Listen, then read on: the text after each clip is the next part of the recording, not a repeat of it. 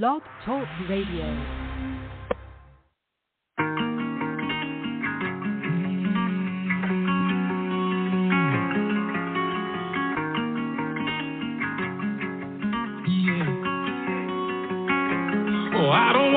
Another minute, every step I know you're with me. I've been walking for a while down this road of redemption. Called on you, Jesus, I'm so thankful that you made a way. Cause I was always running, acting stupid, getting lost in confusion. Played the game, was always losing, didn't know what I was doing. Defeated, I was broken, suicidal, feeling hopeless. I was so far away from the truth. Going 100 miles an hour, there was no speed limit. Had a stone cold heart, wasn't worried about forgiveness. Too focused on myself to hear God's voice calling me home.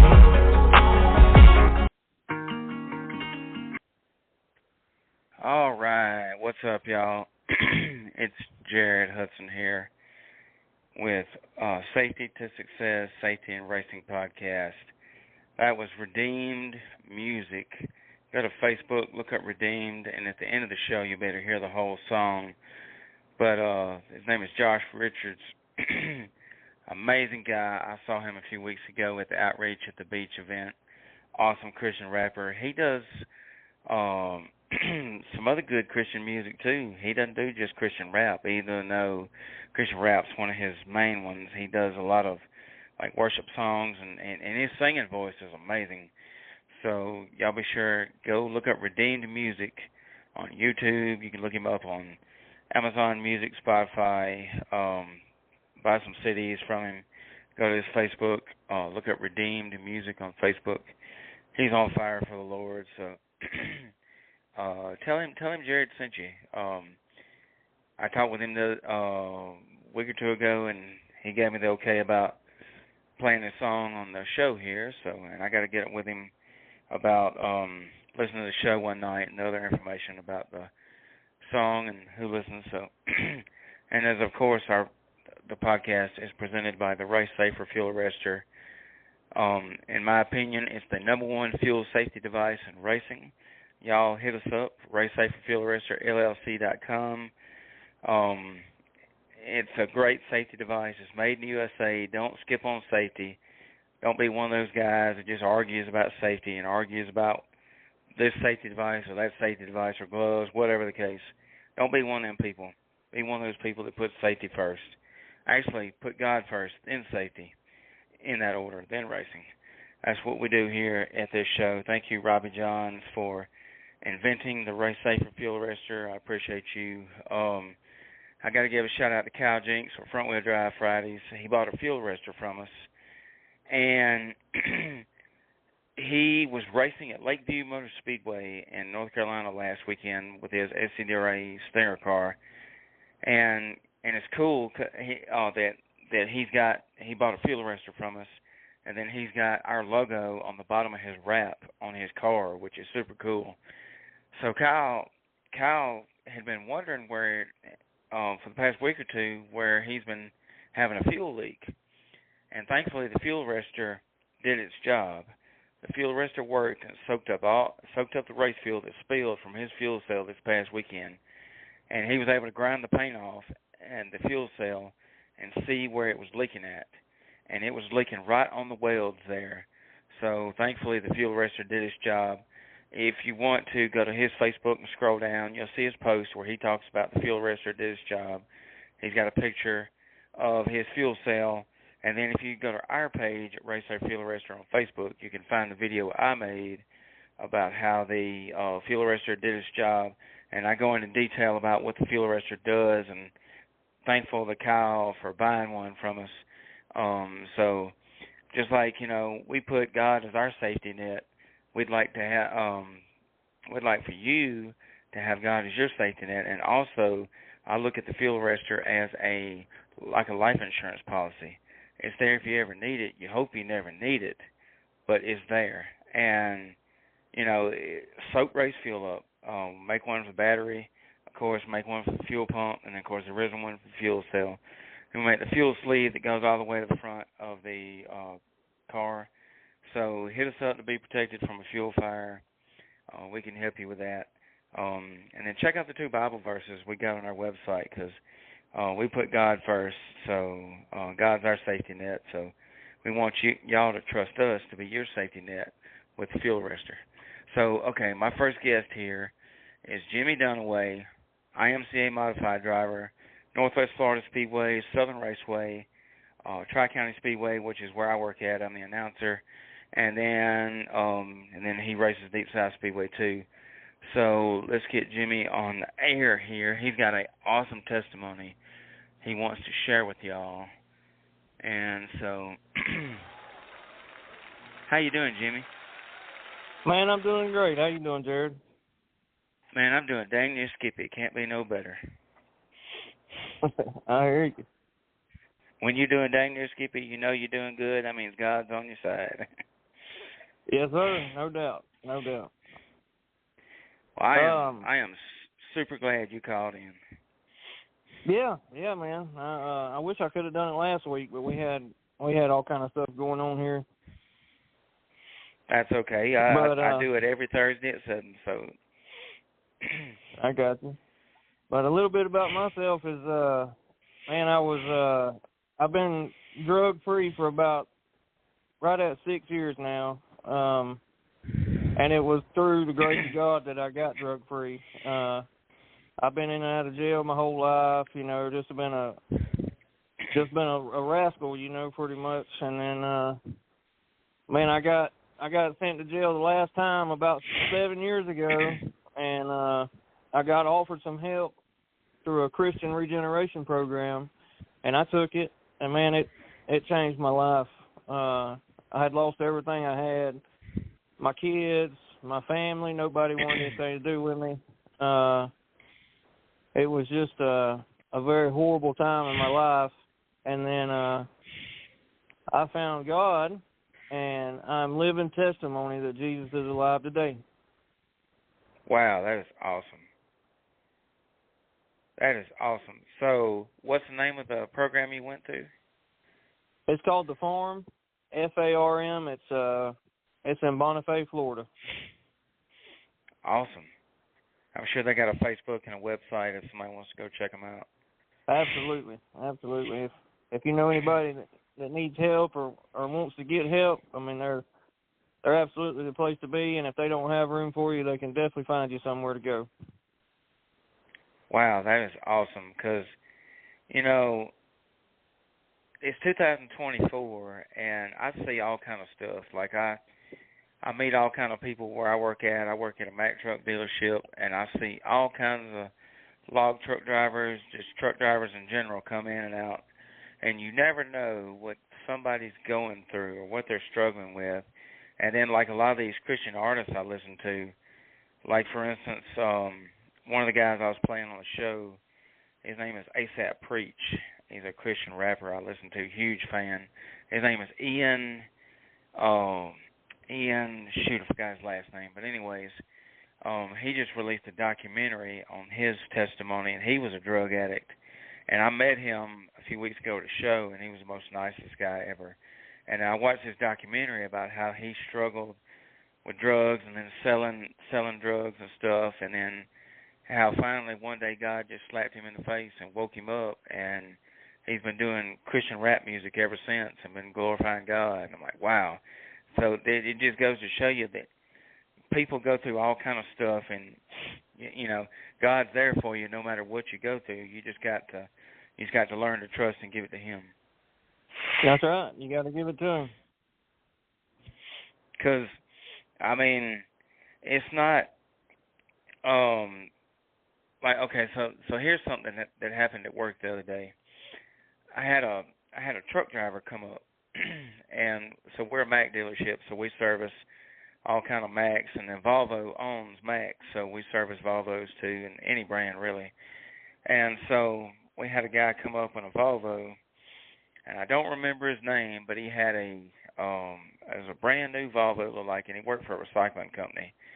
And down, not even 5 miles down the road is where the big International Paper Mill is. And International Paper Mill up there, they service the whole entire county because they got hundreds and thousands of jobs there. And so he made his delivery, and he stopped by our work up there because he had a problem with his truck. And then, so, I walked out of the bathroom and I seen his truck up there, and I seen my buddy Robert talking to the guy. I said, you know what? I said, I think God's telling me to go talk to this guy. And so I walked over there, and I got these little pocket crosses that I hand out to people. And then on the back of the card, it says the cross in my pocket is the name of it, and it tells you about the cross in the pocket. Then the other side's got my ministry logo, and then it's got the Bible verse I use, Isaiah 53:5. And I went up to this guy, and I said, hey, man, I said, here's your free gift. And he looks at it, and he sees a little keychain, and it says God loves you on that. And on the back, it's printed on the back in black, and it's got the verse. And he read the card, and he said, thank you, man. You have no idea what this means to me. Thank you, man. And then he started telling me, he said, well, when I was leaving the mill there, he said, I seen these two guys across the road, and looked like they were pushing a vehicle on a trailer, and looked like they needed help. So I stopped and asked them if they needed help, and I helped them push their vehicle on the trailer. He said, I stopped, and I noticed my trailer lights wasn't working. And so he said, I replaced it with a fuse. And then he said, now I'm up here, and so Robert was trying to figure out why his trailer lights were messing up on him. And so him and this guy were shaking the wires, and I couldn't get it to act up. And the guy started telling me, he said, well, I'm a new Christian. And he's like, no, he told me, he said, I'm new in the faith. I got saved in 2021. He said, I was an alcoholic, and was telling me about his alcohol addiction, and was telling me how he beat it. And then he said, I told my wife recently that I was going to be a deacon in my church, and I was, going to be a deacon. And I done signed up to be a deacon, and was voted on or whatever. And he said, well, you coming up to me and then giving me this pocket cross here is confirmation that I need to be a deacon in my church. That just reaffirms what God was telling me to do. And I was like, wow, I was floored. And then so he found my ministry's Facebook. I showed him where it was, and he found it and liked it. And then he got talking some more about being a Christian and stuff. And then he said, and they never could find out what was wrong with his trailer lights. They were working perfectly.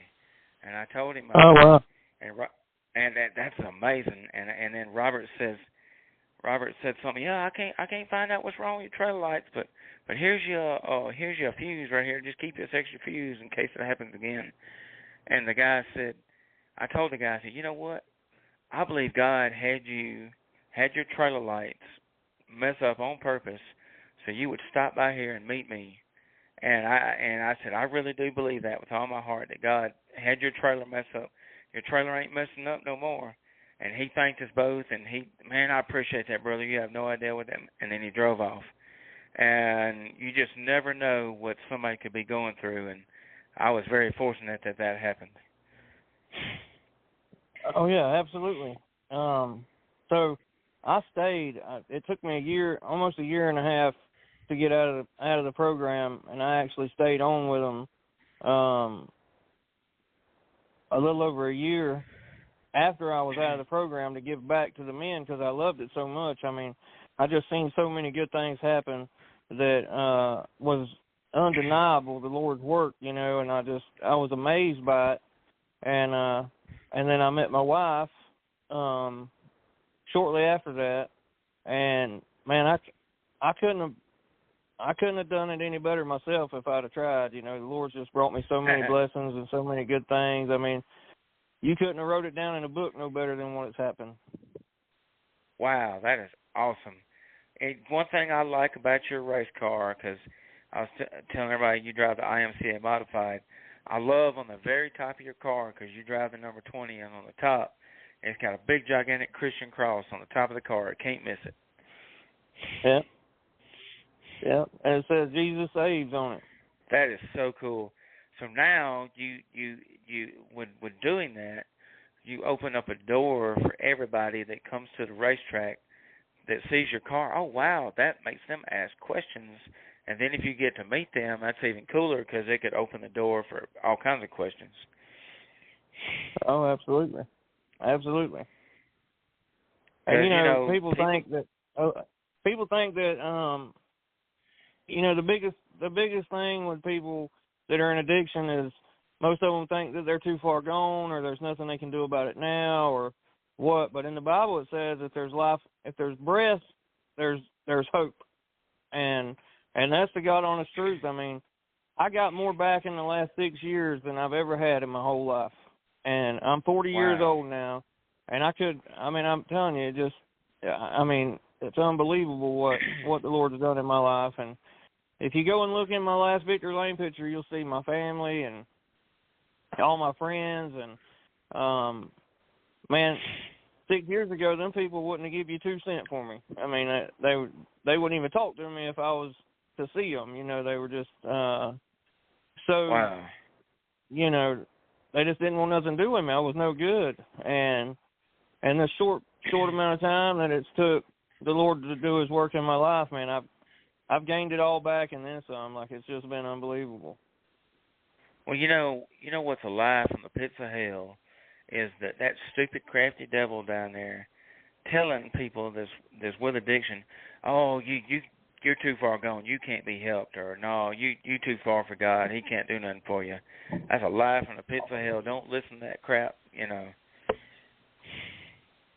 Yeah, you can't listen to that. Because I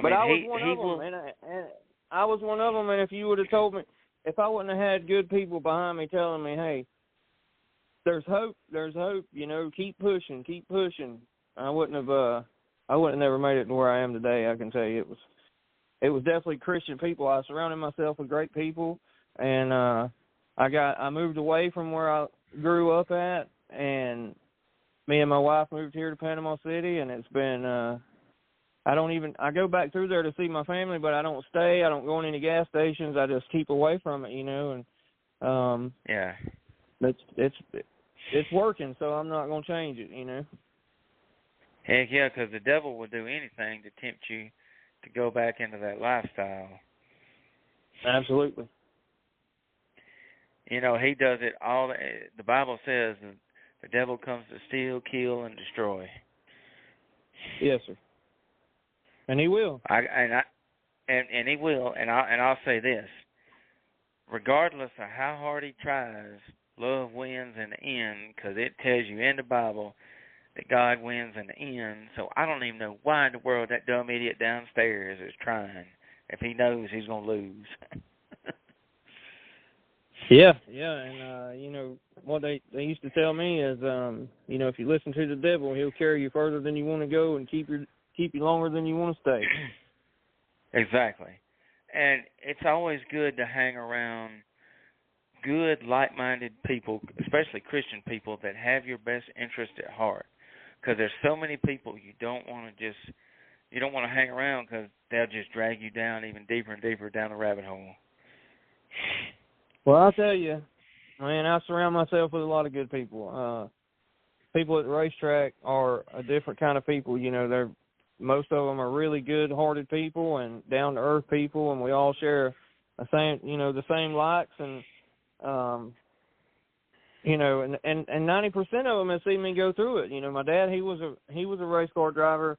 He was kind of a big deal in the 90s, and local racing, and Shep Lucas and Jesse Barnhill and all of them. They watched me grow up at the racetrack, and they also seen what I went through. I was just not very good for a long time, and man, every time I see them, they tell me how proud of me they are, and they're always encouraging me, and it's just it's a great place for me to be at the racetrack on Saturday nights. Amen. And Shep Lucas is somebody that I think highly of. They good Christian people, man. I love Shep Lucas and his family. Yeah, they're good people. He's definitely been a good person to me my whole life, And I know, one thing I love about working at Tri-County is the Day family are Christian people, so they don't mind that I play Christian music over the radio, and they don't mind that I say Jesus and tell people about Jesus, because they got Bible verses all over their logos, all over their Facebook, the website. I mean, that is very impressive to me that they put God first in what they do, and that's how they're so successful up there, and been having really good racing this year is because they put God first. I believe that. And I love going there, and I just I'm glad we got to race this past weekend because everybody kept saying, oh, they're gonna rain out. I said, no, I'm gonna keep praying. Because I'm the guy I guess you'd call the power of positivity. I'm positive about everything. I hate negative people, so I just kept praying and then of course we got rained out that Friday night, which is it's okay. The Lord, that's what He wanted. And then the next day everybody said, no, they're not gonna get it in. Well, I kept looking at the radar and then I said, man, I don't know. And then boom, Isaiah went live on Facebook and said, man, we ain't rained a drop up here. I said, man, prayers were answered, and we got to race, and it ended up being really good. Double features and done by 12 o'clock. Yeah, it was a great weekend. Same thing. I had to work Friday, so I couldn't make it, but I was here getting my car ready and doing my tire work and loading everything up, and I got to call my daughter dates Bailey Bartlett, and he called me and told me that they had rained out. Come out there and told me, and I said, okay. Well, I just kept on getting it ready. She kept telling me the forecast don't look good. I just kept on like it wasn't, like there wasn't nothing in the radar. And about 12 o'clock Saturday, I loaded my car up and we came, and it was a good weekend. I agree. Like Tri-County is one of those places, man. Like where when everybody else will rain out, but they won't, and that's amazing how the Lord works. It's whatever, because I was so thankful that nobody made like an Indian and did an Indian rain dance. Yeah. I'm glad somebody went out there and made like an Indian and did a reverse rain dance. That was even better. That's right. And well, whatever that looks like, I can imagine. I'm very thankful to whoever did that. Yep, me too, buddy. Yeah, it was 55. So they had 55 cars out there. 15 of y'all modified. That was nuts. I'm glad we had that many. Yeah, man, it was a good show. I wish things would have played out a little different, where I could have started a little further up front, but that's the way it goes. And I'm proud for Larry and Bailey. They did a great job this weekend, and it just goes like that sometimes. So. And I tell you what, old Fred Flintstone himself, he was Flintstoning around that racetrack. He made it look simple. He's pretty good. He's good there. Anytime you can go outrun him up there, you've done something. That's the truth of it. Yeah, exactly. You have done something. And, like I won't never forget, I was at Northwest Florida a few months ago, and I was videoing the features for the Southern Dirt Track Report, and I was being features, and then like it was a pure stock race, and I was like so excited, and I think T.J. Grimes may have been second. I can't remember who was second, but old Leadfoot Larry was leading, and he was leading, and then all of a sudden on the last lap he got slower, and you can hear me on my video. I get all excited. Oh my gosh, why is Larry going slow? Larry Falk wins the race, and then next thing I know, he posted on Facebook that he broke a transmission, and I told him, I said, yeah, you pretty much had to Flintstone it to the finish line at that point. Yeah, he's good, man. He's been doing it a long time, and if you go outrun him anywhere, you've really done something. He's always real competitive anywhere he goes. He told me last time we were at Baker, he come up to me and told me, because our car was really fast, he said, you gonna slow down and let me race with you tonight? And I told him, no, I don't think so, Larry.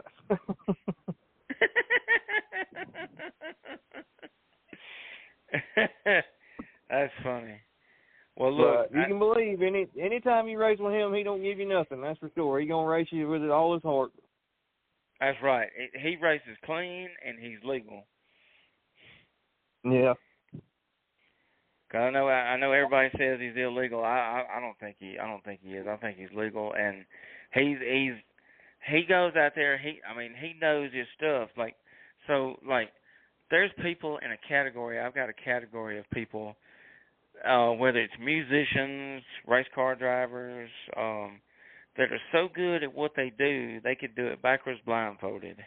And I put him in that list. He could probably win the race backwards blindfolded if he thought about it.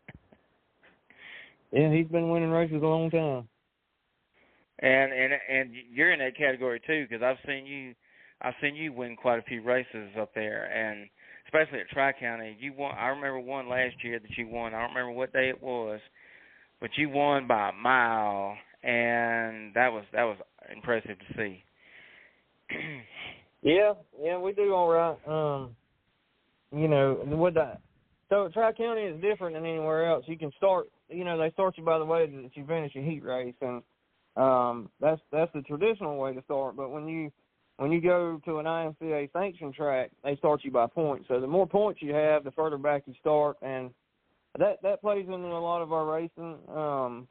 I think at Milton the other night we started 15th. And I gained 10 positions in the feature, but we still run 5th.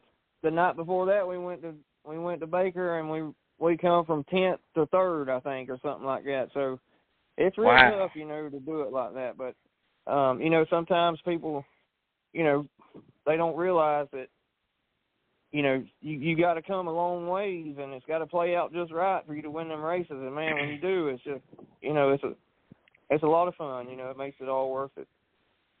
Well, it sounds like you was coming through the field like a husband taking his pregnant wife to the hospital. Yeah. Yeah, we were taking all we could get, that's for sure.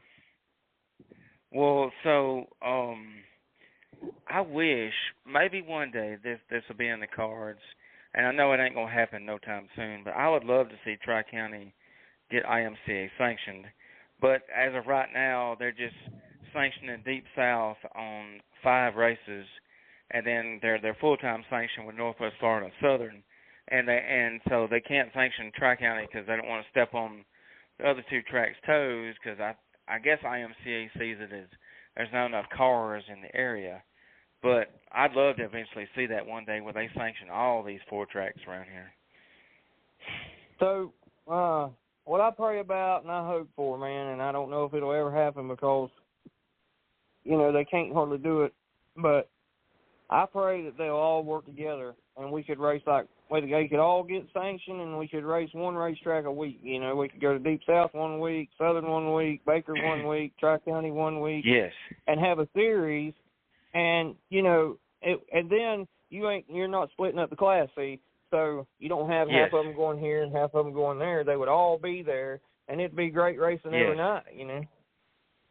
Oh, I want that too. I'm dead serious. I would love to see that because I'm tired of tracks that if there's a track, let's just say, this is just in general. I'm not going to name any tracks, but just in general, these tracks that race on top of their competitor's track on purpose. They don't care about nobody else, whatever. And I'm not saying any tracks names or nothing, but I would love to see tracks work with each other, not race on top of each other. Now, of course, you're gonna have some race dates where you just can't help it. You just race on top of each other. And then, of course, due to insurance regulations, you got to get in your rain-out dates when you can get them in.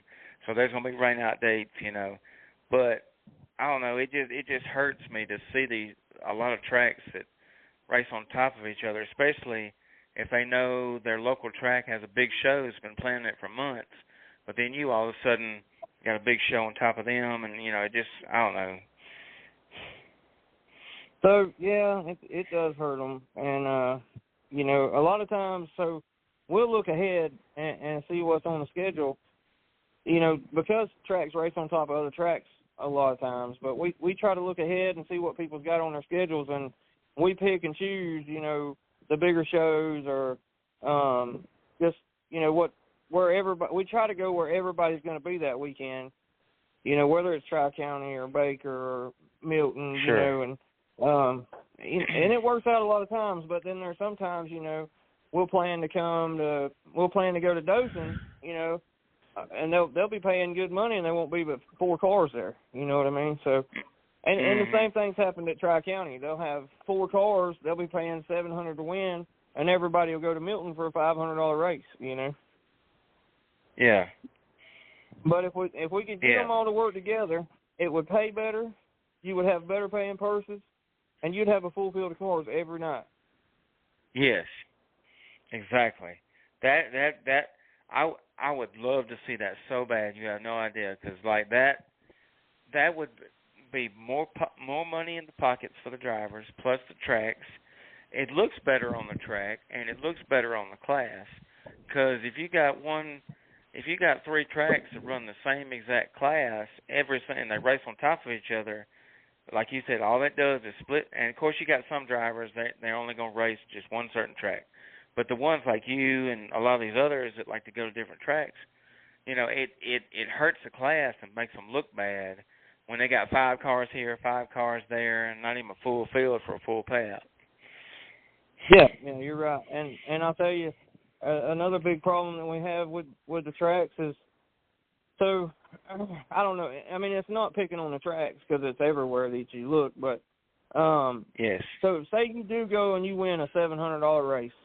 And you won it. I mean, you put 2 tires on your car. That's $300 plus the fuel. You know, you really ain't won nothing. And if you run second or third, you know, the guy that runs second or third can barely put a new tire on his car to try again next week. You know, so if we could get them all to work together, they could pay better at the top and pay better through the field. Man, you would have some happy race car drivers. You know. Yes. And one thing I do like about IMCA, IMCA is my favorite class. IMCA Modifieds and the Vintage class are my 2 favorite classes out there in racing in general, out of all kind of racing I watch. And I've been watching IMCA for years, ever since 2015 was when I got into dirt track racing. So since 2015, I've been watching IMCA, and I follow them on Facebook and the website. One thing I do like about IMCA, when you become a member, like you get all these perks, like Owen Barnhill, for instance. He got a bunch of different perks, like he won Rookie of the Year for IMCA in the country. And then you get invited to the Boone Super Nationals over there in Iowa, which is a super, super awesome race. And then you got all these different perks of being a member, and I love it when tracks do the sanctioning. Yeah, I know. They send us stuff every year, too. You know, last year, I think, through the points, I won, I don't know, $1,000, something like that, through the point system. And then they send you gift cards and, you know, they send you awards. And the biggest thing that I like about IMCA is they do give back to the driver at the end of the year for you buying that sanction or the license. And they also they have an insurance policy. If you get hurt during an IMCA race, they pay part of your hospital bills. And I don't see any other sanction doing that, you know. Yeah, isn't it like a $50,000 life insurance policy or something like that? It's a health insurance policy. I turned my car over a couple of years ago at Milton. I don't know if you remember or not, but I think I turned it over 6 times and just destroyed my car. But the next Monday morning, IMCA called me and made sure that I was okay. And that really impressed me, you know, that they cared that much to call themselves and make sure that I was all right. And if there was anything I needed or if I needed anything for the car, you know, what could they do? And, you know, you can't, I mean, that's pretty good of them, you know. Wow, that is unheard of. I didn't even know that they actually call you. That's very impressive. That puts a huge check mark in my book. Yeah, you know, if it had been at an unsanctioned race, it wouldn't have been like that. But because we were sanctioned, we were at a sanctioned race, and we done everything right. You know, they really do, man. I believe they give back more than any other sanction that there is, and we support it. You know, we love it. Well, that's cool. So I'm looking at my race pass. I'm looking at Tri-County's points. You're looking pretty good. You're in 4th. You're tied with Ryan Fowler with 177 points. He's 5th. And so Greg Hopkins has 226 in 3rd, so you could overtake him in the next few weeks. Yeah, we could. But you know, like I said, we try to make it every chance we get, but I think we've missed quite a few this year already from Tri-County. And we did the points thing last year, and I think I finished second in the points at Milton, second in the points at Baker. We missed the points by just a little bit. Owen beat us out just a little bit, but me and my wife, we worked ourselves to death last year trying to stay up with them point things, and man, we just trying to have a good time now. So we just go wherever we feel like going, you know. I don't blame you, because that's a lot of work to try to do track points, you know. So we raced 33 nights without a DNF last year, and wow, I mean 33 impressive. straight nights, and that's and it takes a lot of work to do that, you know, and it takes a lot of money, so you got to do pretty good to keep it going. Ain't no doubt. I agree with that. So since this is a safety podcast, what do you like to do safety-wise to keep you safe in a race car? So I always wear a neck brace. I wear every piece of safety equipment that I can. I grew up around racing, and I've seen people hurt in every which way you could imagine being hurt. But the biggest thing is I always wear my neck brace. I'm going to have a window net in whatever car I'm in, whether it's required or not. And safety belts, you know, my seat belts. I always keep everything up to date, and really I just pull them as tight as I can before I go. That's great, because I see, because I'm in the safety industry with the fuel arrestor, I see all kinds of stuff at the racetrack, and I'll pay attention to stuff, and I see some stuff that is very, very sketchy, and I refer to myself as a safety Nazi. Nobody likes to talk to me because I like push safety, but like I see all kind of stuff, and I'm like, man, if OSHA or if this was an OSHA thing or if this was DOT, be like, no, take it off the track. This ain't safe. I see all kind of stuff from welds to whatever. Yeah. So, one thing that helped me out in that area is I'm a daredevil, you know, and I don't always take the most precautions when I'm on the highway. But I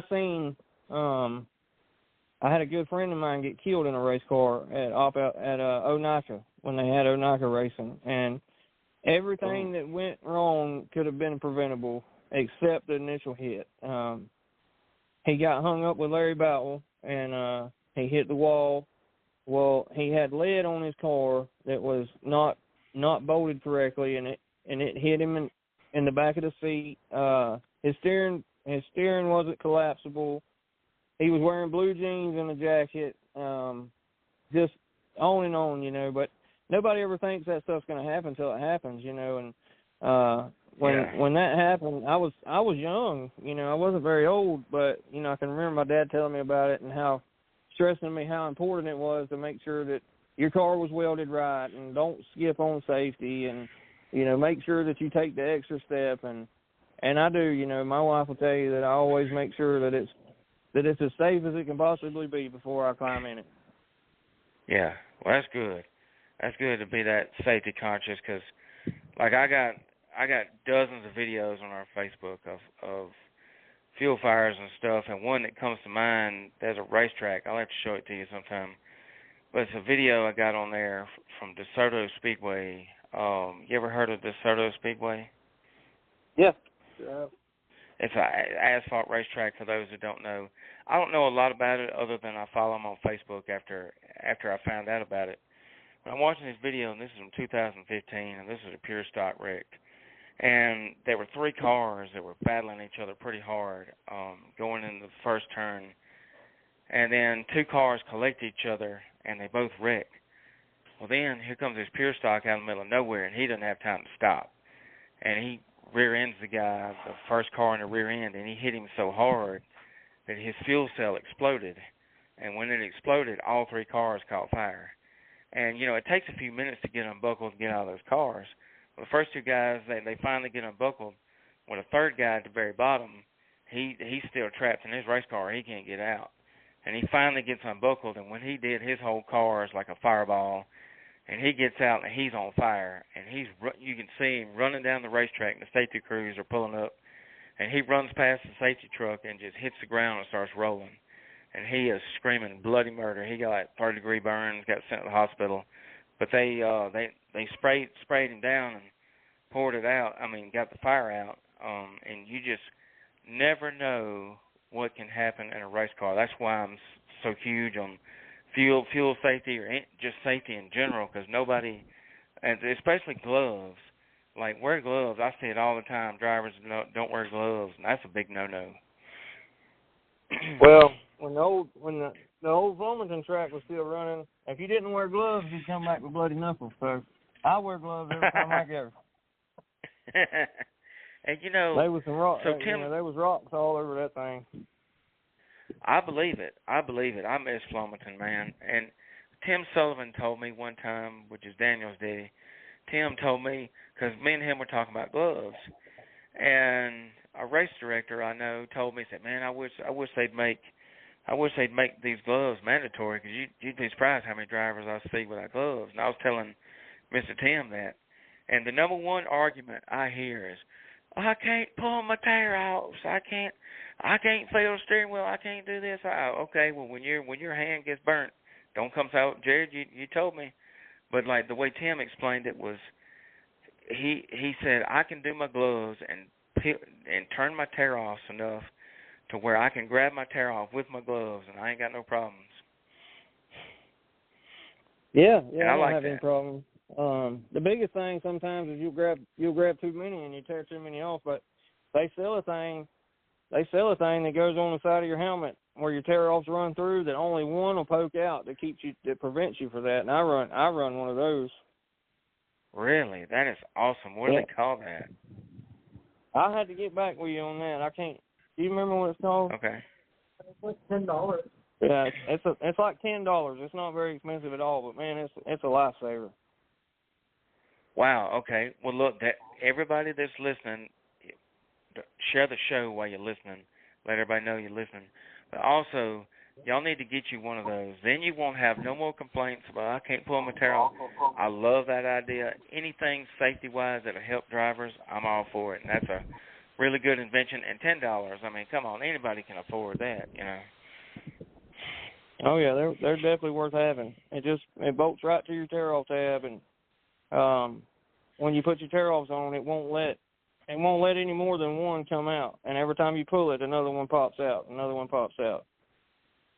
Wow. Because I can imagine. It's called Pulse Easy Tear. Oh, Pulse Easy Tear. Okay. Easy Tear. Okay. Well, good. I'm gonna find that. I'm gonna share it to my Facebook. That is cool. Yeah. Pulse Easy Tear. Okay. Yeah, I think definitely... they're $19.99 is what it says. Okay. Well, hey, that's a good deal then, because if you know, one set will last you a while unless you run a big, you know, enduro race or. Well, it don't. I mean, you put the tear offs through it, so whenever you put tear offs on it, I mean, it lasts forever till it breaks. You know? Okay. So the tear offs are separate. Okay, I was thinking they come in a kit. Yep. Okay. No. Okay. You just bolt the thing on there and. But. Well, heck yeah, that's a great invention. So you got any sponsors or anybody you want to shout out? Absolutely. Ryan Brown with 38 Tightline Fishing, Discount Towing, Todd Nieheiser, Kale Enterprises, Erosion Control, Pettis Carpet Cleaning, Sister River Retreat with Hank Weeks. He's down here on in Black Creek. He's got a big he's got a fishing camp that you can rent the hotels or the rooms. And if you want a good fishing charter, Ryan Brown's the man you need to talk to. He's it's called 38 Tightline Fishing, and it's on my Facebook page. And you can come down here and he'll carry you for a trip of your lifetime. That is awesome, because everybody loves. I would hope everybody loves fishing. If you don't like fishing, there's something wrong with you, because that's the ticket right there to go on a nice fishing charter. Yeah, and he's a very good Christian man. You know, he's a very good friend of mine, a great Christian. Well, that's great. That's awesome. That's an even better reason to give him business instead of one of these liberal companies that don't care, you know. So that's great. Yeah. So anybody in your family or anybody in your race team you want to shout out? Oh, yeah, my whole family. My whole family's behind me. My wife especially, she stays up with me. 2, 3 o'clock in the morning, she's right there with me. She loves it. I think she likes it more than I do, to be honest with you. Sometimes she's pushing me and I don't even want to go, but really her and Todd Nieheiser, man, you wouldn't believe the help that he's given me, you know, knowledge. And anytime that I have a problem, man, I can call him any time of the night. He was just in Virginia and Pennsylvania racing last week, and I was having a problem with the car, and he took time out of his racing just to talk to me about mine. And you wouldn't believe how, I mean, he's just an unbelievably nice guy. My sister and her husband, Robbie and Elizabeth, they're there behind me all the time, and you know they're just great to have around. You know. That's awesome, and you know, Todd, he's won a lot of races. And then of course he's got the towing business. So if you need any towing done, Todd's your man, because he sponsors Deep South, and I know he sponsors a lot of these other tracks and drivers. So that's pretty cool. Yeah, he's a good man. He kind of he's when I first met him, I didn't know really what to think about him. But man, when you get to know him, I mean, you can't help but love him. He's just a unbelievably good-hearted guy. I mean, he'd give you the shirt off his back, and anybody that knows him will tell you the same thing. And but yeah, he's very successful at what he does, and man, I try to listen to everything he tells me. Because when I first met him, I was taking pictures at Deep South Speedway. This has been several years ago, and this is when I first got my photography camera. And I was out there, and I met him, and I got his picture by his car, and that was the first time I'd ever heard of him. And he's like, yeah, I race up north, and he had a 383 big block modified, I believe it was.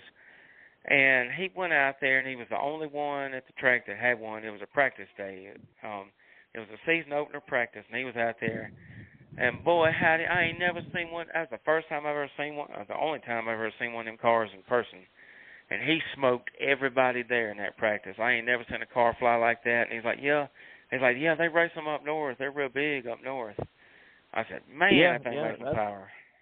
That's what he grew up racing, was them modifieds like that. And I'll tell you another guy, man, that's really helped me in this modified racing, and it's the reason why I drive one now, because I wasn't going to drive one. But he called me one day, and he said, man, I got a car we can put together. I'd like for you to come down here and drive it. And so we did, man. We would get up. So I live in Panama City, and I would drive to Milton, Florida every day, and we would put this car together. I'd go to work. Wow. I'd go to work, and I'd come home, 4 or 5 o'clock in the evening, and me and my wife, we would drive to Milton, and we'd work a couple hours on this car till we finally got it finished. And he's been a big influence in my modified racing, and that's Jesse Barnhill. He's a really good guy. He's gave me more than I deserve, probably, and he's another one. He's gonna race you wholeheartedly. He ain't gonna give you nothing. I tell you what, I love his color scheme on his car. That electric green color scheme, that just pops. I think he's oh, that's Jason. I'm talking about Jesse. It's Owen's dad. Oh, okay. And Jason, he's helped me a lot too. Jason has, but okay. They're like family to me. He's been in my life a long time, and they're really good people. They're really down to earth, and they love racing as much as we do, if not more. Yeah, because I believe they don't miss a race. Because every race that I've ever seen, they've never missed a race that I know of. No, sir. They're there every time the doors is open, if they can be. Well, man, I'm so glad you... Owen went to prom last year, and he was going to prom, and I think he missed prom, his last senior prom, to come racing. That That is rated R for redneck, but that is also dedication to racing. Yes, sir. I like that. That's awesome. Well, I appreciate you coming on the show. And if you'd be interested, would you like to leave with a prayer? Yeah, I'll leave with a prayer. Okay. Lord God, we thank you so much for this day and the many blessings that you give us, Lord. We love you, and we thank you for the family that we have in racing, Lord, and we pray that you'd keep them all safe. I pray that this podcast would touch somebody's heart, Lord, and if they need help, I pray that they'd reach out. And, Lord, I pray that you just keep us all safe in racing this weekend. I pray that you keep the rain away, and I thank you for Jared and everything that he does, Lord, and we love you and we praise you in Jesus' name. Amen. Appreciate that. Thank you, buddy. I appreciate you coming on. And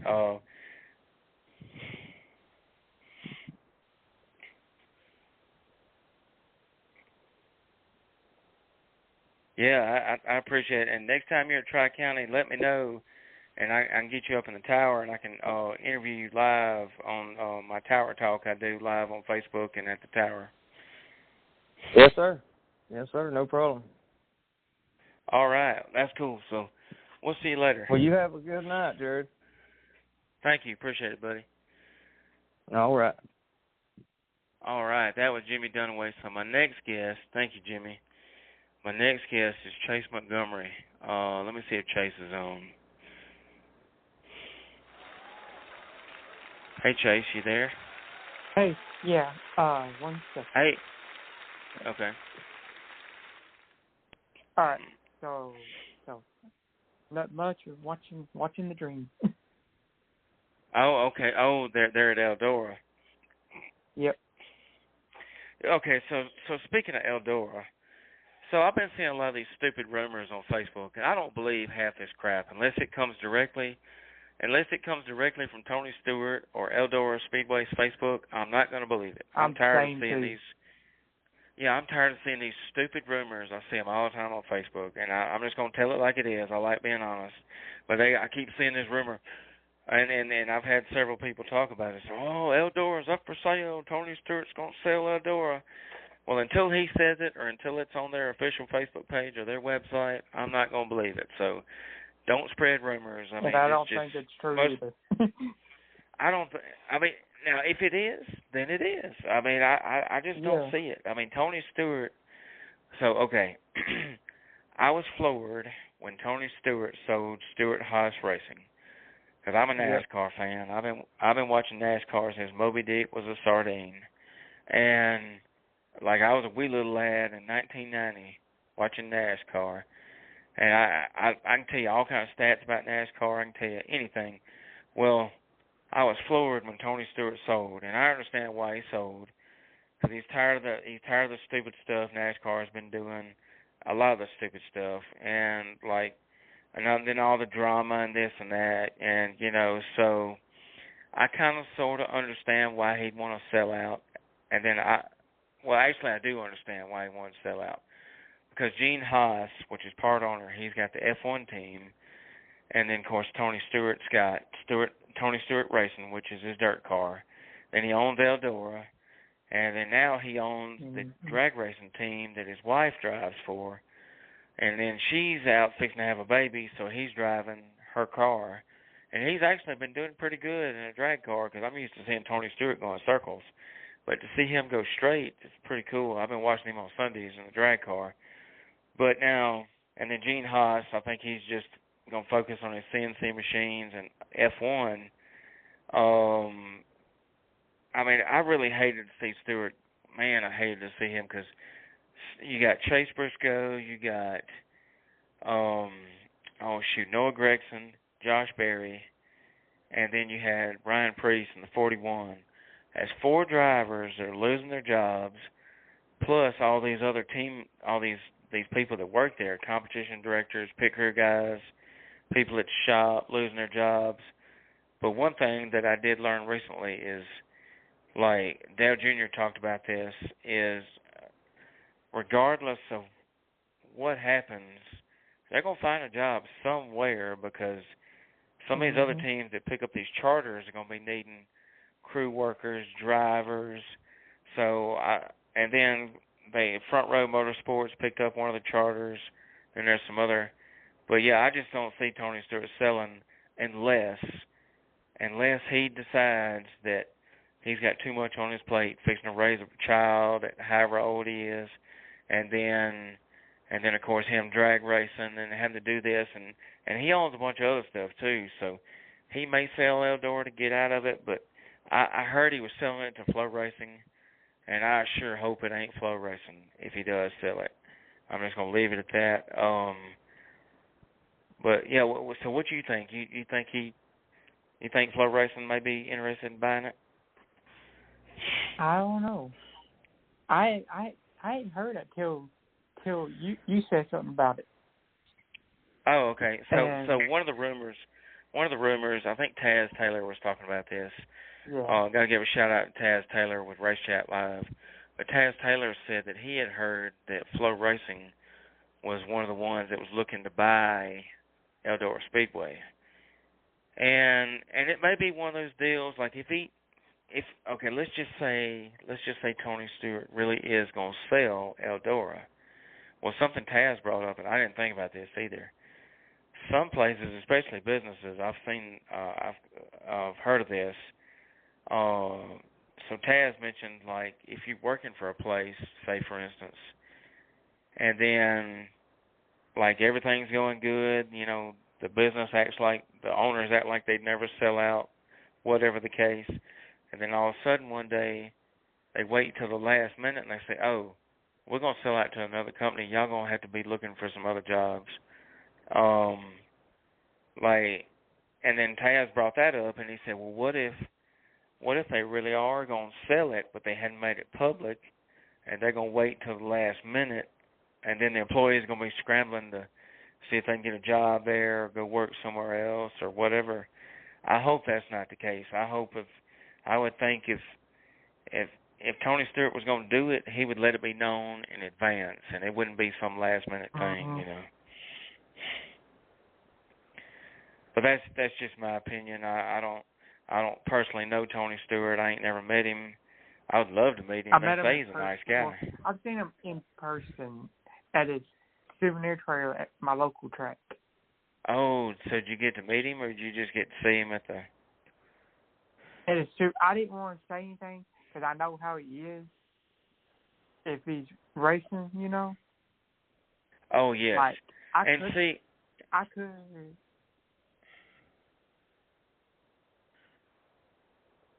Huh?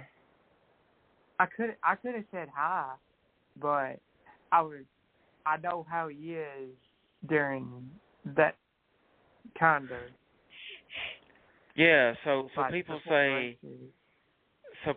when it comes to Tony Stewart, they say you want to meet him before the races. They say you don't want to meet him like when he's focused, when he's getting ready for a heat race, hot laps, or during intermission. You don't want to meet him after the race is fine, but they say you don't want to meet him in the middle because he's focused and he comes across as a douche. And that's with any driver really. I mean, especially the famous ones. But they say a lot of them. They say you do not want to meet them. Now there is some. It doesn't matter what time you meet them. They're gonna be the nicest people you've ever met in your life, you know. But some of these drivers are like Tony Stewart, and because I've had some people say, "Oh, he was a douche. He was mean to me. He was mean to my kid." I said, "Yeah, but when did you meet him?" Because everybody tells me, a lot of people have told me, you have to meet him before, because they say when he's in his zone, and he don't focus on nothing else, and he's not trying to be rude on purpose. That's just how he is. He's just focused. He's trying to win. But, first of all, so it was Sunday night. So after my band, I guess lit a fire under me. I got my first win Sunday night in iRacing. Hey, I've seen that. That is cool. So, okay. So tell everybody about your iRacing, how long you've been doing it. That's a big deal, man, to win your first iRace. I mean, I know people say, oh, that's not real racing. But to be honest with you, iRacing is as close to real racing as you can get. And you'd be surprised how many of these top NASCAR drivers and dirt drivers that actually do iRacing to practice, to get ready for the big race, the real deal, you know. Yeah. So I've been kind of off and on. Like now I'm like into it. See, I was kind of on Xbox and then off and on. Then I just got tired of working on stuff and thinking I had something. Then the league gets canceled. You know, I'm like, I feel like I'm working on something for nothing. You know, I'm wasting my time. You know, so I was like, you know what? I'm going out of racing. So, wow, that's awesome. So that's where I am now. You know, I'm really working hard, getting good finishes. But last night, I struggled in dirt, street stock, and finished fourth. Wasn't my best. Oh, yeah. I'll take a fourth place. Yeah, in fact, I'm looking at your Facebook post right here where you posted a screenshot of a thing, and Jason Wall finished above you. So, man, you're doing pretty good. Yep. So, and I got some breaking news, and I hate seeing it. And I'm okay. One door closed, another door open. I'm happy for that, but I'm upset about the other. So I'm not going into. I don't really know the details, so I'm not going into details at all. But sure. Lexington 104 Speedway closed. Man, I've seen that, and I hate to see any racetrack close. That's like, for instance, I seen yesterday that the owner of Columbus Motor Speedway is calling Columbus quits, and man, it makes you want to cry, man. Like seriously, like these racetracks closing. Then you got people that have the nerve to share these posts about it closing. Oh, that's messed up. That owner, he's so-and-so, and they want to bash the reason why they're closing. I knew it wasn't going to last. I knew he was crooked. I knew this wasn't going to happen. Instead of bashing the guy for whatever reason, instead of being the negative Nancy that nobody likes, you need to be positive about it. Say, well, I hate it happened, you know, or at least keep that stuff amongst friends. Don't put it on Facebook to bash. Yeah. I saw all kind of people sharing Columbus's post, bashing the reason why they're closing. Well, the owner is so and so, and I knew he wasn't gonna make it. He's soft, or whatever their arguments were. I don't want to see that stuff on Facebook. I mean, I understand people speak their mind. I speak my mind too, but there's a time and a place for that stuff, and I don't want to see racetracks close. And I don't even know the guy that's the owner, so I can't really speak on him. But, you know, I don't know, negativity kills racetracks, especially on social media. Like, if a track rains out, people go, and one thing I like to see, like, if a track rains out, this is my suggestion as a announcer and a social media guru. This is my suggestion for all racetracks. If you rain out and you want to stop the crybabies from bashing your track, oh, y'all could have got it in. Y'all just wanted to close. Y'all just didn't, blah, blah, blah. So, no, racetracks lose money every time they don't race. Every time some idiot says that, I just want to slap them in the face because I see it all the time. Y'all just didn't want to race. No, they lose money. Like, what idiot in their right mind says, oh, yeah, I don't want to race tonight. I want to lose money. I do. I really do. I want to go in the hole. I mean, nobody says that, man. I'm so sick and tired of people. Like, you know, so this is what my suggestion to stop that. Racetracks, promoters, owners, if it rains out, drive up to the racetrack, take pictures of it raining, take pictures of the pits muddy, take pictures of the racetrack muddy and swampy, whatever the case, and then post those pictures. That will stop every bit of that. And it's good to post the weather radar too, but it's better to do pictures along with the weather radar. That way people can actually see it, because I've seen so many times where, like Deep South, for instance, they would rain out, and people said, oh, they could have got that race in. It didn't rain a drop over here. But then I got friends that live 5 miles from the racetrack, and it flooded up here. I can see why they didn't race. If it flooded, that's a good call. But it's always the ones that aren't there to actually witness it. And the way to stop that is post pictures of it raining or whatever the case is, So, I always give tracks props for making the good call. And and I have, like you were talking about, the track. I have tracks that I don't care for, but I always promote them. Or if I like it or not. Sure. Yeah, I like that. I like seeing tracks try to make it. I don't badmouth. Yeah. Well, I don't put it on social media. And man, I'm impressed.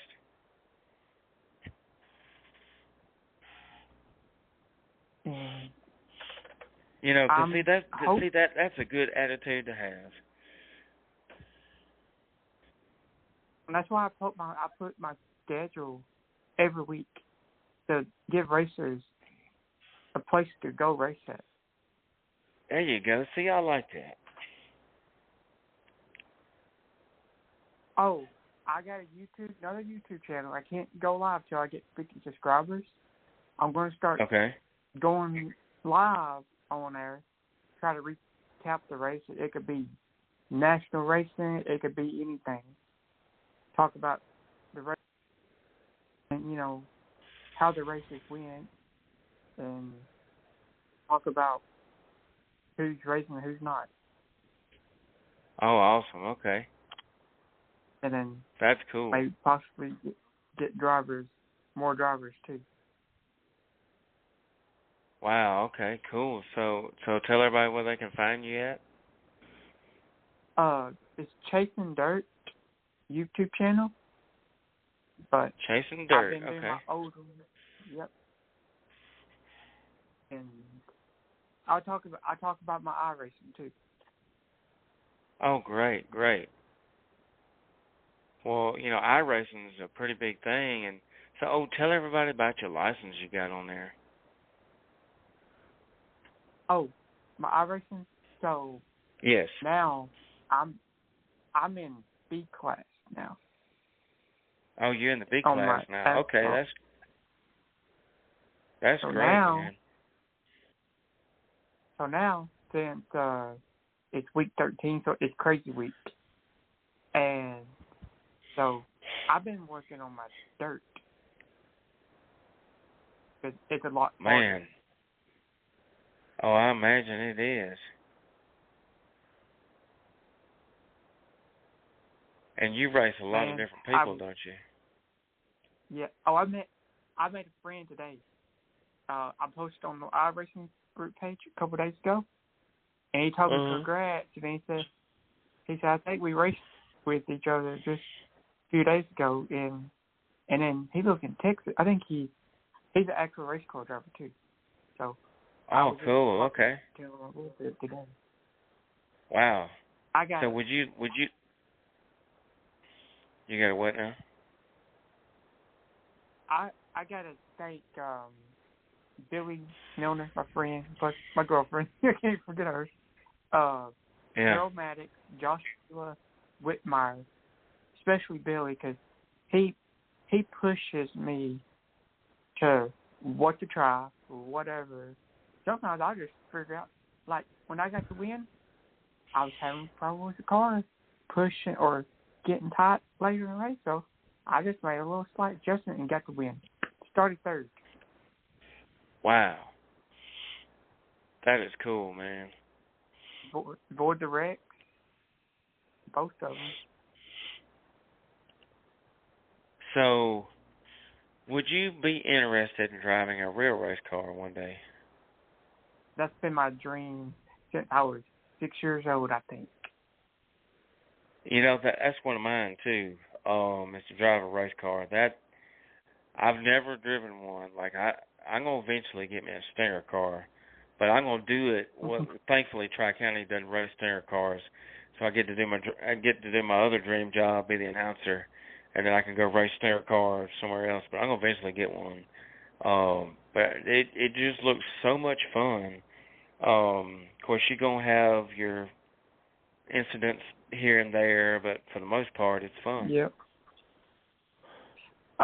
This weekend, I've never been to this track, so I'm actually possibly going as long as the weather cooperates. I'm going to Clarksville. Oh, okay, Clarksville. Okay, so you've never been to Clarksville then? No. They have an 1,000 for a Quicksilver street stock. They 500 for my lot. Wow, okay, cool. June 22nd. Yep. June 22nd.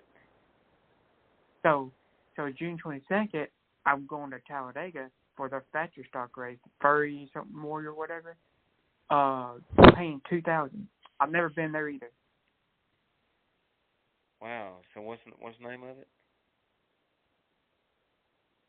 Talladega short track. They're having the Thatcher stock race for $2,000.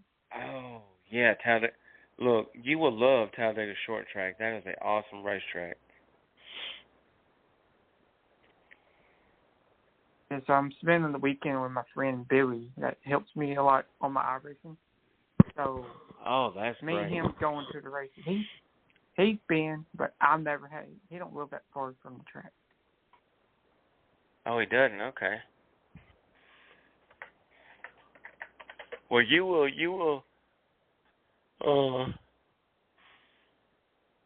Excuse me, y'all.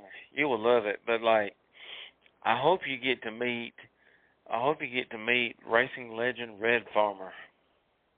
Oh yeah. When you're there. I'm going to try to go into pit. Oh, that'd be great, because he's 91 or 92, somewhere in there.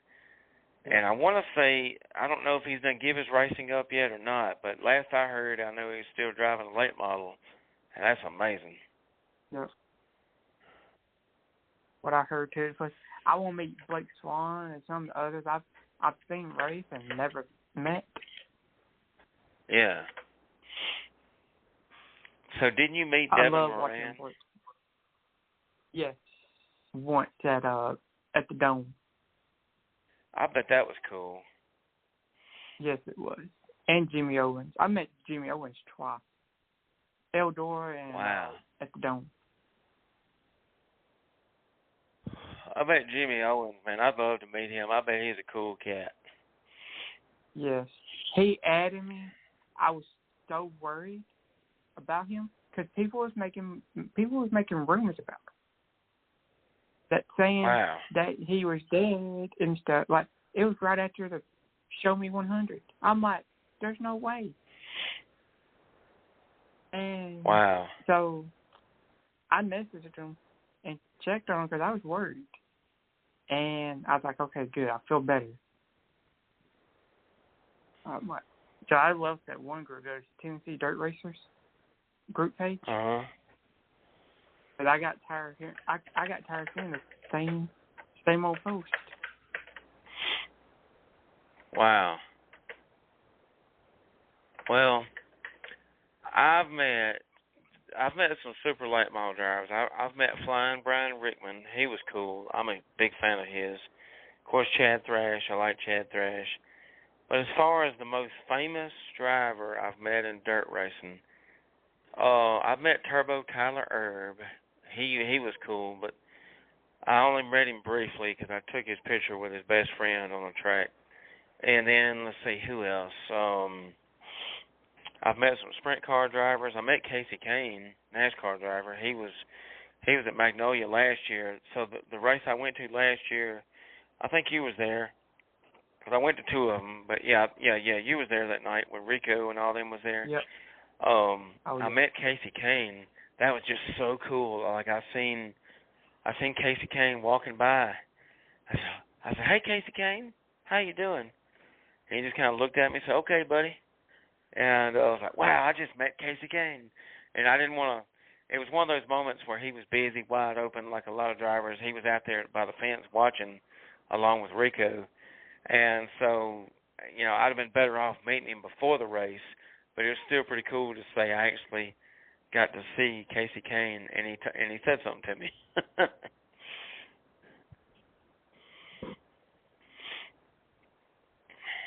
Yeah, I watched a lot of sprint car racing last week. See, I was going to watch Ponderosa, and it was supposed to be on Flow, and they took it off at the last second.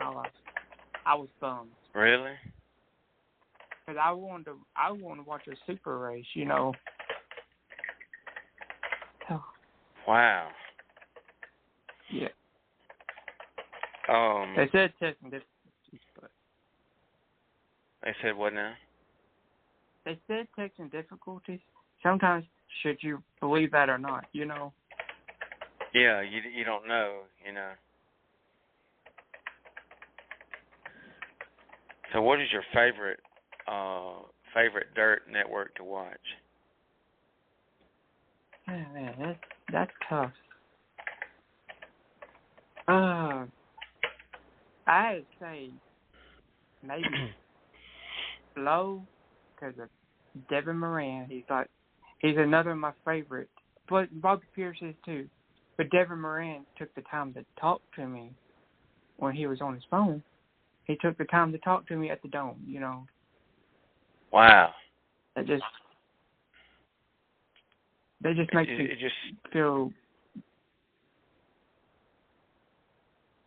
me feel good. Yeah. That's cool, man. I like watching Race on Texas. I love their stuff, even though I don't subscribe to it. But I watch it when they do I watch their free previews when they do them on Facebook, and I watch IMCA TV. I miss Lucas Oil Racing TV. I miss when it was MAV TV. I'm not a fan of the company that bought them out and what it is now. I'm not a fan of them, but I miss it when it was Lucas Oil Racing TV, because man, I had a subscription to it, and my favorite to watch on there out of all racing was the Lucas Oil Pro Pulling League, the tractor pulling. That was my favorite to watch.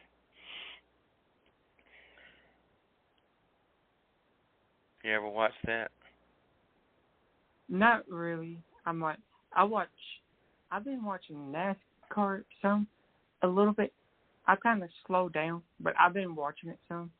Try to learn what I could do better on iRacing. I'm the same with dirt racing too. That's cool, man. Did you know? So I got this from Scott Sessions, and Scott is the guy, awesome friend of mine, who runs Northwest Florida Speedway. In fact, they're racing this weekend. If anybody wants to go watch good racing, Northwest Florida and Baker will be racing. But Scott Sessions told me this. He said, "Did you know that Chuck Norris can win a super late model race in a go-kart?"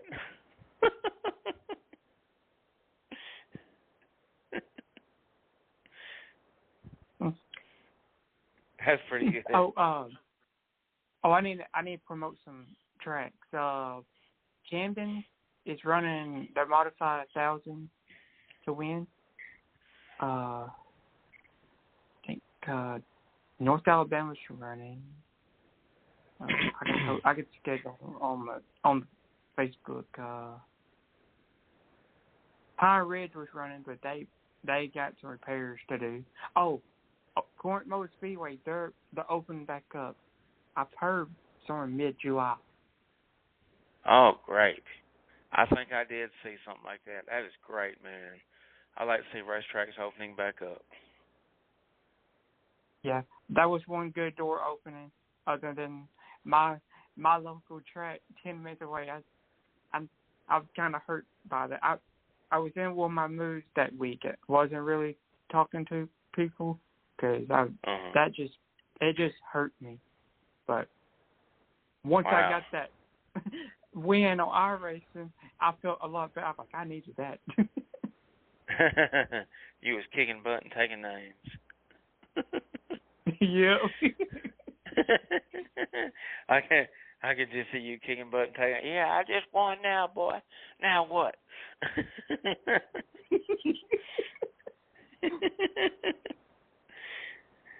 Look, I remember last year when you called for the first time on the show, and it was my buddy Jamie Mazingo and Jacob Gregory was on the call too, and yeah, that was fun, and you won't never forget that, will you? Nope. What? So what was that? What was that? Huh? What? I remember last year. I don't know if it was the first one or not, but when I called, you know, when you were making a joke, you're saying "wow," I was like, "Oh my god." Okay. So I gotta tell this story for those that's listening. So Jamie, he's been racing since Moby Dick was a sardine. He's been racing since 2001, I think, 2001, somewhere in there. He's raced everything. He used to win at Stingers all the time. So he said there was an announcer at Deep South one time. And I don't remember the announcer's name, but he said this announcer was so annoying. He said every other word out of his mouth was wow, wow, wow, wow, every other word. And so he told the story. You was on there that night, and he's like, he told me, he said, Jared, he said, don't ever say wow. Don't ever say it over and over and over. Don't ever say wow. He said, that drives me up the wall. He said, that announcer about drove me crazy. Every other word was wow. He didn't know no other words in his vocabulary, what it sounded like. And he said, please don't do that. And then so he called me out one night. I said, yeehaw. No, I said woohoo or something like that. And he said a little less yeehaws and a little less woohoos, and you just busted out laughing. I won't never forget that. He told me that at Tri-County one night. It was dead seriously. It was like my second race that I was announcing. Yeah, a little less woohoos. Don't be like that announcer up there at Deep South. I'm telling you, I believe if you'd have laughed any harder that night, you'd have peed in your pants. Mm-hmm. All right, so. Oh yeah, there's another track this weekend. Duck River. Their Thatcher stocks is paying $5,000. Oh, Duck River Raceway Park. Yep, this Saturday. You know, I've only been up to that part of Tennessee one time, and I went by the racetrack, but sadly I didn't have enough time, or I'd have went to the racetrack. I wish I'd have been racing when I was down there. I've been there one time. The walls is so different since I've been there. That's been years ago since I've been there. Really? Wow. Is that a long ways from you? I think it's about 2 hours. Wow, okay. So we're getting towards the end of the show, so you got anybody you want to shout out and thank before I end the show? Again, I'm going to give my girlfriend, Whitney, shout out, and then my buddy Billy, Harold Maddox, and Joshua Whitmire for always pushing me on iRacing to get me better as I can. That's great. Do it without them. You know, maybe one day you can get you a setup where you can go live and film yourself iRacing. Yep. Well, that's cool. Well, hey, I'm glad you called in, and we're gonna end the show. So it's been a good show, and thanks for calling in, buddy. Yep. Thank you. Anytime. All right, cool. We'll see you later. Bye. All right, y'all. So that was Chase Montgomery, Tennessee. I think it's Lexington, Tennessee, where he lives. Anyways, he's Tennessee. He goes to a lot of different racetracks up that way. So thank you for calling in, buddy. Thank you, Jimmy Dunaway, for calling in. Thank you for everybody that shared the post, told everybody you was coming live, whatnot. We appreciate y'all. I hope everybody has an awesome weekend. Y'all go to some dirt track races this weekend. Go to your local track. Don't bash your local social media. Stupid. Don't do that. Don't be classless. You know, if you got something to say it to your friends. You know, I mean, I'm sure I've done it, but I ain't gonna post it on social media for the world to see. You know, so hope everybody finds them a good track to go to. Find you a good church home to go to Sunday. Yeah, God loves you, and check us out on the Race Safer Fuel Arrestor, for real. Race Safer Fuel Arrestor, LLC.com. We'd love to earn your business. It would help us out a lot. Please, we would love to earn your business. It would mean a lot to me if one of you would buy a fuel arrestor from me to keep protected from a fuel fire. Made in the USA, NASA grade material. Help a small business out. Help us to grow, man. We need to grow. We would love to earn your business, and we appreciate any business you can give us. Oh, and while I'm thinking about it, pray for my friend Robbie Johns that owns the fuel arrestor. He's sick. He's not doing too good. He's got a strep throat, I think. So y'all be sure and say a prayer that he gets feeling better, and he could use a lot of prayers. Also, add my friend Laura Gallagher to your prayer list. Add my friend Jessica Gerwer. Jessica could use a lot of prayers. Trying to think, there's some other people that I know need some prayers, and I can't. My buddy Zach Sanders. Pray for my buddy Zach Sanders. He could use some big prayers. But yeah, we appreciate it, and God loves you. Jesus saves, and we're going to end the show with a song from Redeemed Music.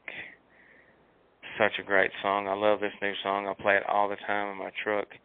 It's called Another Minute. Watch the music video. What a fantastic song. Listen real close to the lyrics and let me know what you think of this song.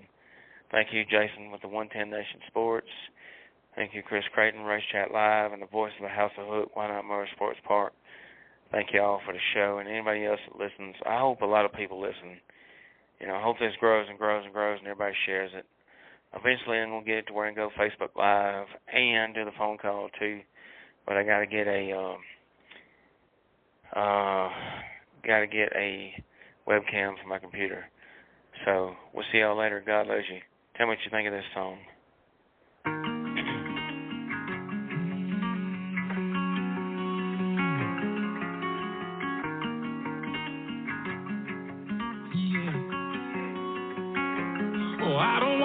Another minute, every step I know you're with me. I've been walking for a while down this road of redemption.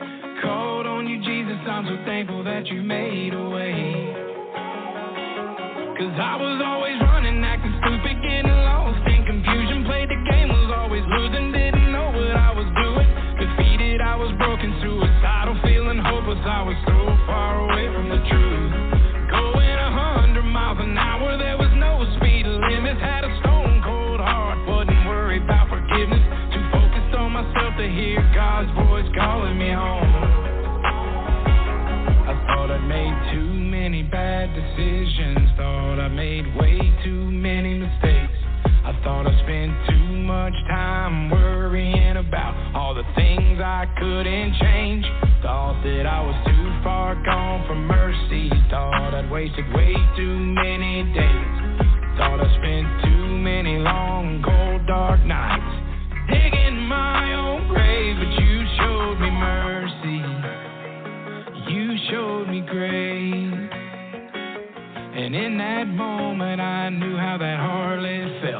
then they dropped those stones and walked away. I don't wanna waste another minute. Every step I know you're with me. I've been walking for a while down this road of redemption. Called on you, Jesus, I'm so thankful that you made a way. Cause I was always running, acting stupid, getting lost in confusion. Played the game, was always losing, didn't know what I was doing. Defeated, I was broken, suicidal, feeling hopeless. I was so far away from the truth. Going 100 miles an hour, there was no speed limits. Had a stone cold heart, wasn't worried about forgiveness. Too focused on myself to hear God's voice calling me home. Then I found you, you picked me up. You changed my name and you filled my cup. You carried that cross for me on Calvary that day. And I can't wait to see your face and hear your voice